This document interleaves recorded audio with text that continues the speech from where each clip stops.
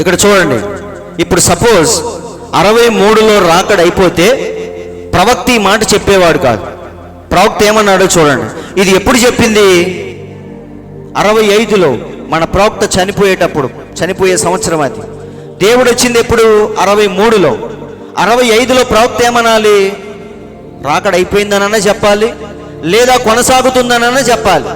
కానీ ఇక్కడ ఏమన్నాడో చూడండి, మనం ఇప్పుడు ఈ ప్రపంచపు ముగింపు చరిత్ర యందున్నామని మనము ఎరుగుదుము, నేను దాన్ని నమ్ముచున్నాము. ప్రభు యొక్క రాకడ మనము తలంచు దానికన్నను అతి చేరువై ఉన్నది. దీని అర్థం ఏంటి? రాకడ జరిగిపోయిందనా? రాకడ కొనసాగుతుందనా? జరగాల్సి ఉందనా?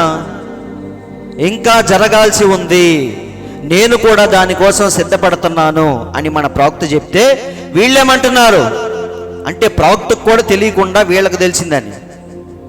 కొన్ని విషయాలు ప్రవక్తకు కూడా తెలియవు, కానీ వీళ్ళకి తెలిసిపోతాయి. అదే వచ్చిన చిక్కు. ప్రవక్తకి దేవుడు తెలియజేస్తే ప్రవక్త మనకు తెలియజేస్తాడు. కానీ ఇక్కడేమైంది? ప్రవక్తకు కూడా తెలియజేయని విషయాలు కొన్ని వీళ్ళకి దేవుడు తెలియజేస్తున్నాడు. అదే వచ్చిన సమస్య. ఇక్కడ ప్రవక్త ఏమన్నాడు?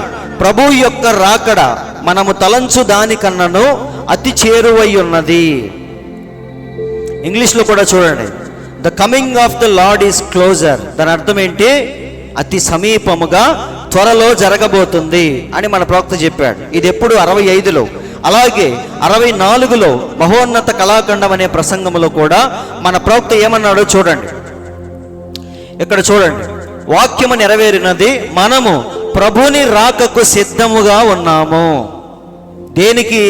ఎత్తబడటానికి సిద్ధముగా కాదు, ప్రభుని యొక్క రాకడ కొరకు సిద్ధముగా ఉన్నాం. వీళ్ళు ఏమని చెప్తున్నారు? రాకడ అయిపోయింది, ఎత్తబడట మాత్రమే మిగిలింది అంటున్నారు వీళ్ళు. కానీ ప్రవక్త ఏమంటున్నాడు? ఆయన రాకడ కొరకు మనము సిద్ధముగా ఉన్నాము. ఇంగ్లీష్లో కూడా చూడండి, we are ready for the coming of the Lord. అంటే దాని అర్థం ఏంటి?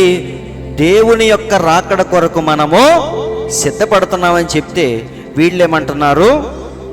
కొత్త కోణాన్ని చూపిస్తూ ఉన్నారు ప్రజలకి. అందరూ వింటున్నారండి.